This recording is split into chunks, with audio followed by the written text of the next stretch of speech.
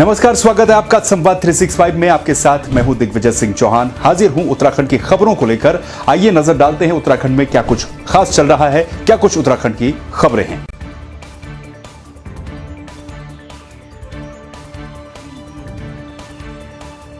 जहां एक तरफ नए साल का जश्न मनाया जा रहा है, तो वहीं हरिद्वार में हाल ही में हुई वारदात के आरोपियों को फांसी देने की मांग लोगों के द्वारा की गई। हरिद्वार कोतवाली क्षेत्र के ऋषिकुल कॉलोनी में नाबालिग बच्ची के साथ बलात्कार के बाद हत्या के मामले को लोग भुला नहीं पाए हैं।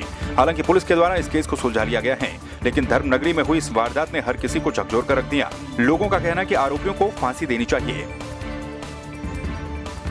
वो बच्ची के साथ इतनी नृशंस रूप से हत्या हुई, उसको जो भी आरोपी है, राजीव कुमार हो या उनका भांजा हो, इनके लिए जल्द से जल्द फांसी की सज़ा दी जाए।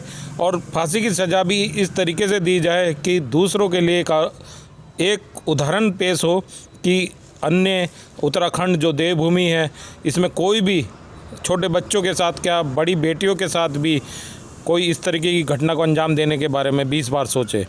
जो हरिद्वार के अंदर ये घटना घटी, ये बहुत ही शर्मनाक घटना थी। लेकिन धन्यवाद देना चाहता हूँ मैं उत्तराखंड पुलिस को। उत्तराखंड पुलिस ने समय से पहले मुजरिम को गिरफ्तार करने का काम किया और हमें आशा उम्मीद है कि उत्तराखंड पुलिस इसमें पीड़िता को ज़रूर न्याय देने का काम करेगी और उसको जल्दी से जल्दी इस केस को एक स्पेशल कोर्ट में चला करके उसको सज़ा देने का काम करे। और हमारी मांग है कि मुजरिम को फांसी की सज़ा निश्चित हो, जिससे पीड़ित परिवार को न्याय मिल सके।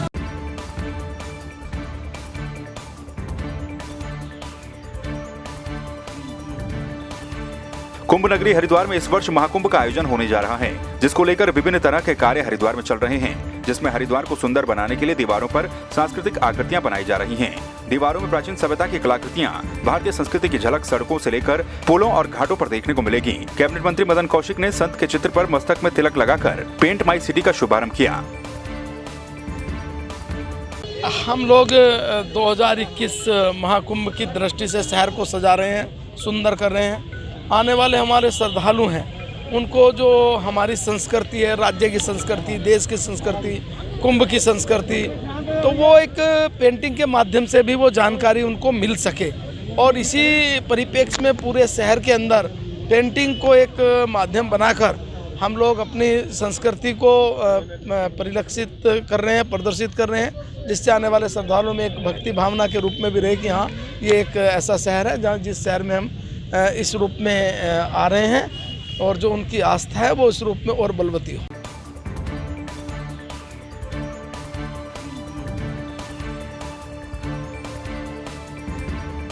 नए साल की शुरुआत में श्रद्धालु हरिद्वार में गंगा में आस्था की डुबकी लगाने पहुंच रहे हैं। हर की पैड़ी पर श्रद्धालु भारी संख्या में पहुंचे। श्रद्धालु मां गंगा से प्रार्थना कर रहे हैं कि उनका इस साल सुख समृद्धि से भरपूर रहे।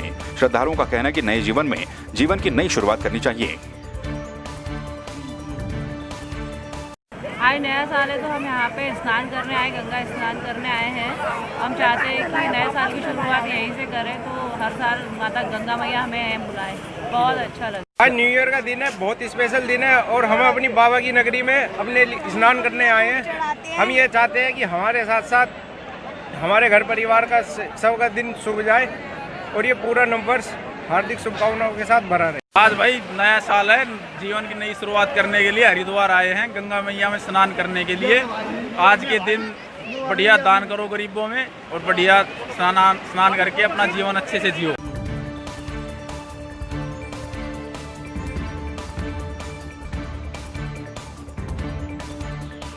धर्मनगरी हरिद्वार में 2020 को याद करते हुए लोगों को लॉकडाउन की यादें आ जाती हैं। धर्मनगरी में कोरोना में सिडकुल कर्मचारियों सहित दुकानदारों को भारी नुकसान झेलना पड़ा था। इसके साथ ही पुलिस की छवि भी लॉकडाउन के दौरान सुधरी हुई देखने को मिली, तो वहीं कई लोग कोरोना संक्रमण का शिकार भी हुए। 20 का जो साल है वो बहुत चुनौतीपूर्ण रहा है। इसमें जो 16 साल का एक बार जो चुनौती होता है, जो महामारी फैलने का खतरा था इस साल में जो है, इसमें पूरे इस जो चुनौती का जो है हम उत्तराखंड पुलिस और जिला हरिद्वार पुलिस ने बहुत ही अच्छे तरीके से हमने सामना किया। इसमें हमारा भूमिका बिल्कुल डिफरेंट भूमिका हमने निभाई और लोगों का लॉकडाउन में हमने कितना मदद कर सकते उतना मदद करें और लोगों ने भी हमें सहयोग किया है। और पुलिस वाले भी अपने जान को खतरे में डालकर इसमें पूरा कार्य हमने किया है। इसमें हमारा ज़िले में लगभग जो है 250 लोगों का लगभग जो है हमारा पुलिस वाले जो है संक्रमित हुए हैं, लेकिन फिर भी जो है उसे तुरंत रिकवर करके जो है फिर आगे जनता का सेवा के लिए हम हर वक्त आगे रहे।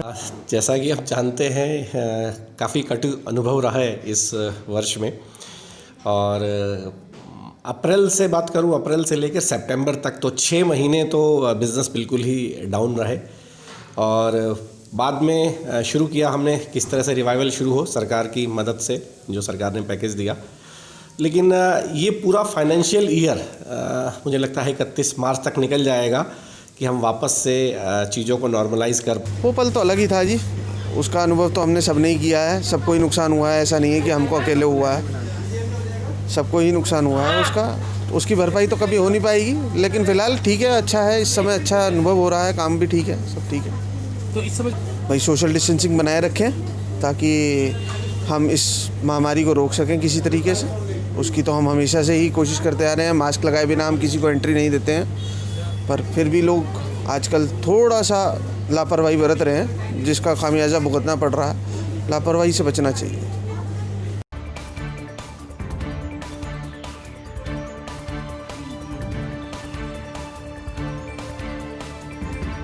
गंगोलीहाट विधानसभा में 4.50 करोड़ से बन रहा चौटम्या दोलावप्रेती रोड के फेज 2 का उद्घाटन विधायक मीना गंगोला ने किया।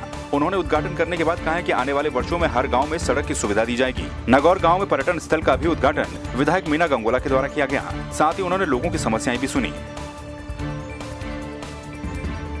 एक दुरुस्त क्षेत्र जो विधानसभा चुनाव से पहले जनता को वादा किया था, चौड़मनिया दोलावप्रेती सड़क, उसका आज पार्ट 2 का उद्घाटन किया, और जो 4.25 करोड़ से उसमें डामरीकरण होगा।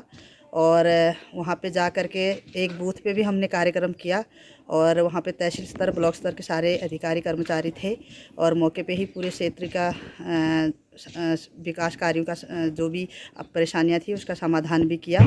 और उसके बाद एक मंदिर में प्रसाद ग्रहण करने के बाद पूरा क्षेत्र भ्रमण 8-9 ग्राम पंचायतों का भ्रमण करते हुए चौड़मनिया पहुँचे।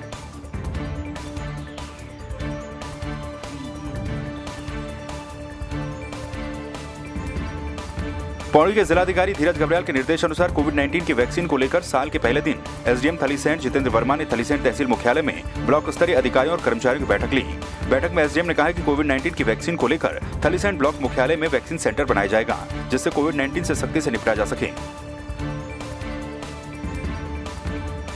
कोविड-19 वैक्सीन को लेके जो जिले के अंदर डीएम महोदय के निर्देश अनुसार जो प्रिपरेशंस थी, उसमें आज हमने यहाँ पे एक बैठक करी है, और इसमें जो हम लोग वैक्सीनेशन सेंटर्स बनाने वाले हैं जहाँ पे वैक्सीनेशन होगा, उसकी रूपरेखा पे हमने आज विस्तृत चर्चा करी, और उसमें हमने आज अपनी टीम एक फॉर्म करी है, और उसमें सभी लोगों को उस बारे में जानकारी दी गई है। और इससे जाके हमारे जो पूरा ब्लॉक है, और बल्कि जो हमारा थलीसैंण एरिया है, इसके अंदर हम लोग सभी लोगों का जिनका नाम आता है, उनको हम प्रॉपर टाइम से अच्छे सब फैसिलिटीज़ के साथ वैक्सीनेशन करा सकें।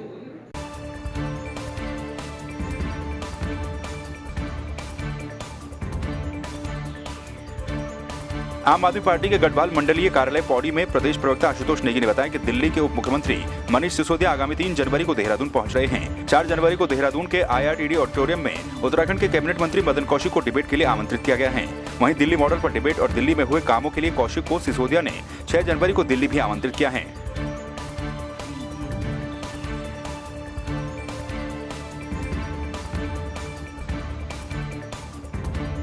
– 2022 के उत्तराखंड विधानसभा चुनाव के लिए उत्तराखंड में अपनी जमीन मजबूत करने उतरी आम आदमी पार्टी हर मुद्दे पर बीजेपी सरकार को घेरने का काम कर रही है, जिसे लेकर पार्टी का शीर्ष नेतृत्व भी कोई कमी नहीं छोड़ना चाहता।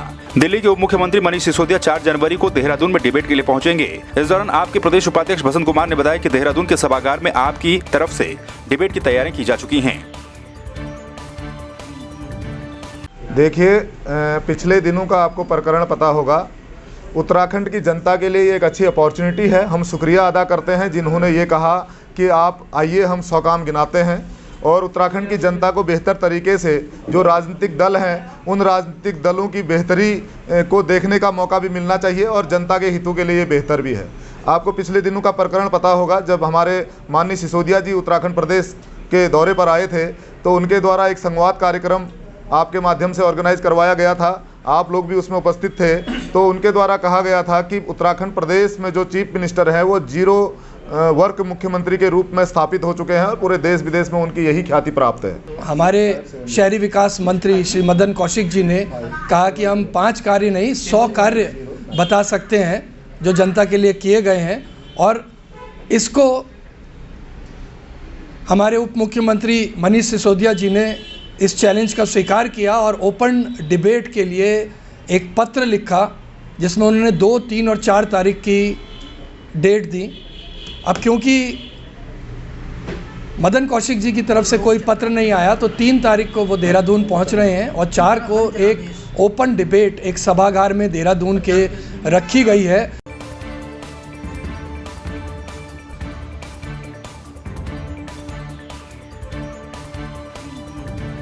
टिहरी के घंटाकर्ण धाम घंडियाल डांडा कुइली में घंटाकर्ण सौर पेयजल पंपिंग योजना का उद्घाटन टिहरी जिला पंचायत अध्यक्ष सोना सजवाण और जिला पंचायत सदस्य रघुवीर सजवाण ने संयुक्त रूप से किया। इस दौरान सभी भक्तगणों के द्वारा जिला पंचायत अध्यक्ष का स्वागत किया गया। आज नव वर्ष में मैं घंटाकर्ण के मंदिर में आई हूँ। घंटाकर्ण के मंदिर से मैं समस्त देश प्रदेश और उत्तराखंड वासियों को जिला पंचायत टिहरी की ओर से हार्दिक शुभकामनाएं और बधाई देती हूँ। और यहाँ पे जो सोलर पंप की योजना शुरू हुई है, यहाँ पे लोगों की उम्मीद भी थी और यहाँ के जो मंदिर समिति के अध्यक्ष हैं, समिति के लोग हैं, पानी की यहाँ पे बहुत रही थी।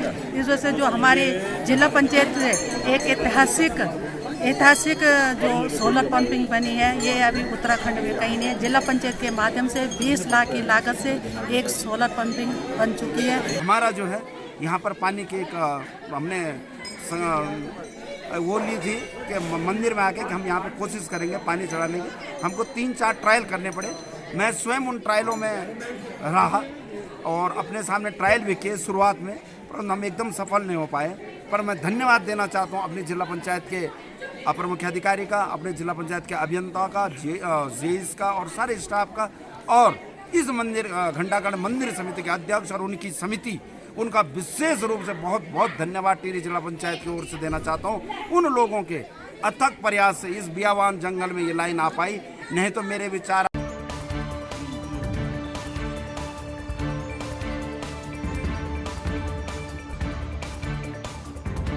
बागेश्वर के लोगों को फिट रखने के लिए नगर पालिका ने साल के पहले दिन ओपन जिम की सौगात दी है, जिसमें हर उम्र के लोग अपने आप को फिट रख सकते हैं।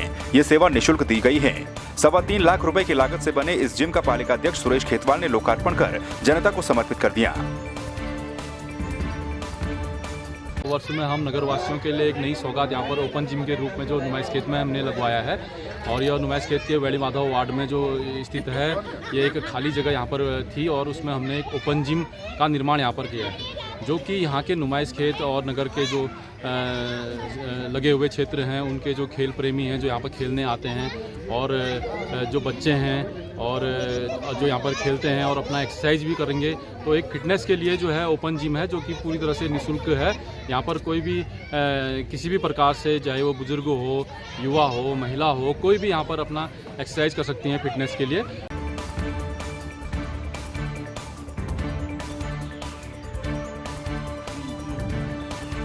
पिथौरागढ़ में हवाई सेवा को लेकर कांग्रेस सड़कों पर उतर गई। हवाई सेवा शुरू नहीं होने से नाराज कांग्रेस कार्यकर्ताओं ने नैनीसैनी एयरपोर्ट पर धरना दिया और सरकार के खिलाफ जोरदार नारेबाजी की। कांग्रेस का आरोप है कि वर्तमान सरकार ने पिथौरागढ़ की जनता को हवाई सेवा के नाम पर बहकाया है। सरकार ने पिथौरागढ़ की जनता को ठगने और छलने का काम किया। उड़ान योजना के अंतर्गत नैनीसैनी हवाई पट्टी का चयन किया गया। सरकार ने कहा कि हम यहाँ पर हवाई सेवा प्रदान करेंगे और हवाई सेवा यहाँ पर चलाई भी। 9 सीटर जहाज चलाया और कभी उसके दरवाजे हवा में खुले और कभी उसके टायर खुल गए, लैंडिंग ठीक नहीं हो पाई। लेकिन आज विगत 6 महीने से अधिक का समय हो गया है, रेगुलर उड़ान सेवा यहाँ पर नहीं चल रही है, न उस तरफ किसी ने ध्यान दिया।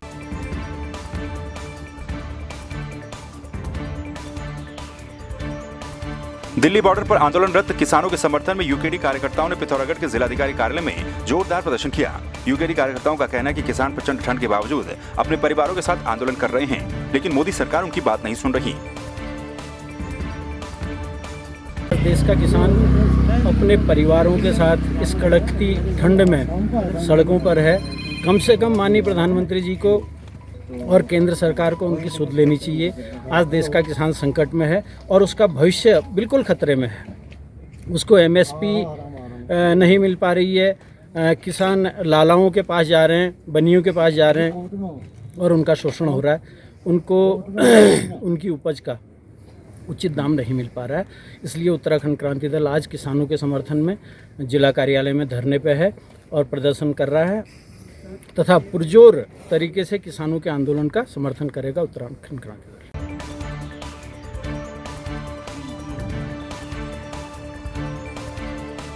जौनपुर विकासखंड मुख्यालय के रामलीला मैदान में शनिवार को माही जौनपुर फिल्म्स की हारुल प्यारो जौनपुर का विमोचन भाजपा के जिला पंचायत उपाध्यक्ष भोला सिंह परमार, प्रदेश कार्य समिति के सदस्य राजेश नौटियाल, भाजपा मंडल अध्यक्ष हरिमणि गौड़ और जिला पंचायत सदस्य सनवीर बेलवाल ने संयुक्त रूप से किया।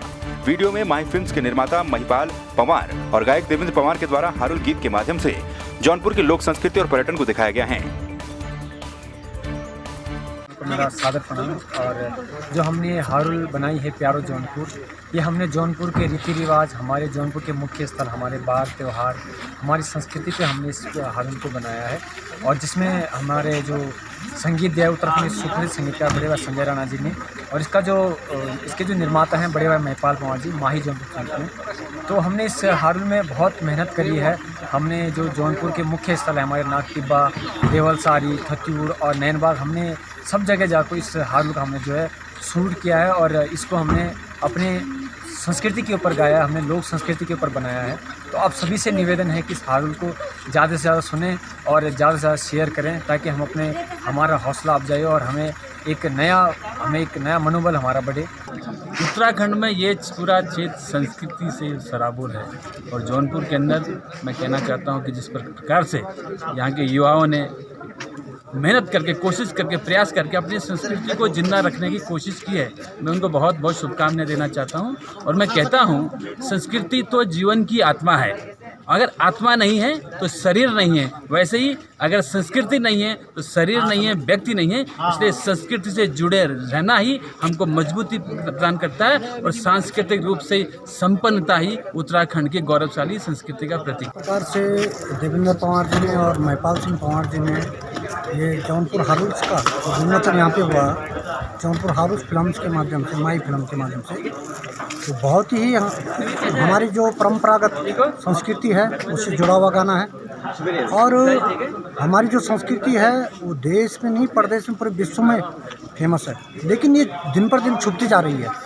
तो इसको जो यथार्थ पे लाया है तो मैं देवेंद्र पंवार जी का बहुत बहुत धन्यवाद करना चाहता हूँ कि उन्होंने जो हमारे चाहे हमारे देवस्थान हो, चाहे हमारी संस्कृति हो, चाहे हमारे रीति रिवाज हो, इसको दिखाने का जो काम किया है तो ये यथार्थ है। और गाने भी उसी प्रकार से बनाया है जो कि जिस प्रकार से फिल्म में चल रहा है। तो आपने देखा उत्तराखंड में क्या कुछ खास चल रहा है, क्या कुछ उत्तराखंड की खबरें रही। एक बार फिर से आपके सामने हाजिर होंगे उत्तराखंड की कुछ और खबरों के साथ। तब तक के लिए आप बने रहिए संवाद 365 के साथ। नमस्कार।